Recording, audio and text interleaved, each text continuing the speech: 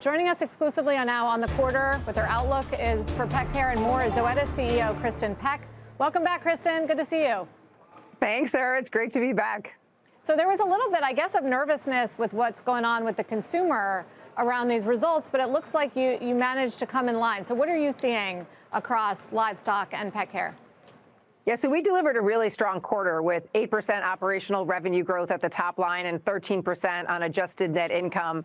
And that was led yet again by our diverse and durable portfolio, which really had 5 key growth catalysts, really pet care leading the way with 11% growth in the quarter. And that was from our dermatology, our parasiticides, and really, as you look at the quarter, our pain portfolio leading the way with over 90% growth with our 2 new monoclonal antibodies for osteoarthritis pain, both Librela and Solensia.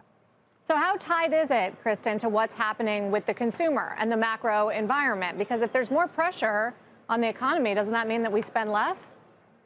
Well, I think what you've got to focus on is who really is adopting most of these dogs and who owns most of these dogs. And that tends to be millennials and Gen Z and primarily high-income households.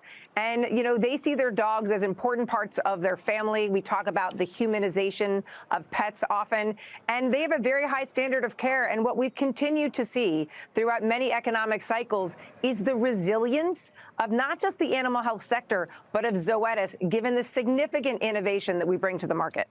Kristin, it's Dom. You mentioned, I mean, I have 2 dogs. Sarah's had dogs. I mean, we love our pets. We both have had Havaneses. Yeah, and we both have Havaneses. I still have a Havanese right now and a Tibetan Terrier. But that's besides the point. If you look at personal pet care versus what's happening with livestock, equine, where are you seeing that more pronounced growth, and where are you investing more heavily? Is it with dogs and cats, or more with horses or pigs, chickens, and everything else down the line? Yeah, really the greatest growth area is companion animals, and in particular dogs and cats. And that's where, as you saw in the quarter, you saw 11% growth for Zoetis. And we're really leading that with innovation, bringing, you know, game-changing innovations. As I mentioned, Librela. I have a dog too, actually two. But my oldest dog, Poppy, is on Librela. And I think when you see the difference that a product like Librela makes in a dog's life, you know, she used to limp and never want to get up. And she's now jumping on the bed and playing with us outside. And that really changes, you know, what it is for a family. So we really see the greatest growth driver in dogs and cats, and really continue to be led by, you know, our pairs, our pain, our diagnostics, you know, portfolios and companion animal globally. So what's going on with the livestock business? Because that has been the weaker spot in the portfolio, and I know that there's a big business in China as well. What can you tell us? Sure. Livestock on the quarter grew about 3%. And generally, the livestock market grows at 2 to 4%. We've been, as you mentioned, growing a little slower than that historically, not this year, where year to date, I think we're around 6%. And that just more had to do with the loss of exclusivity on a product. But the macro drivers of livestock remain.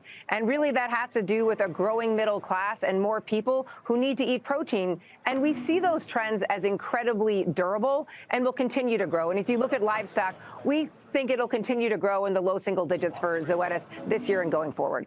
Kristin, you mentioned that kind of dropping exclusivity. How important is patent protection for a company like Zoetis, and how significant is generic competition with regard to pet care and medicine? Sure. I mean, animal health is quite different than human health, and I think that's important for investors to understand. We don't have the same pressures that you see in human health. For starters, we can develop products much faster. Innovation is faster in animal health, and we don't have third-party payers who often will, you know, push, you know, consumers to buy lower-priced products.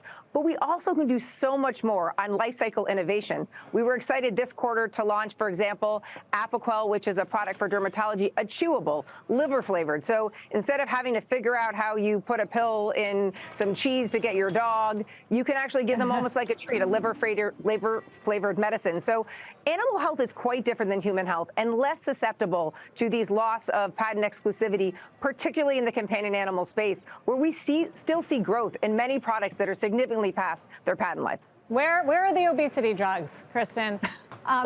See, my old dog had diabetes, so I have to imagine there's some kind of market for it. My dog is I don't know on if it's Hill's prescription diet WD, which is literally an anti-diabetic dog Where food. are the CLP-1s, Kristin? Yeah, I mean, the funny story here is we GLP-1. actually had a product years ago. I actually think my dog Hannah might have been one of the only pets on the product. So we have had a product that didn't really take off the way we expected, but I'm thinking maybe we should bring it back.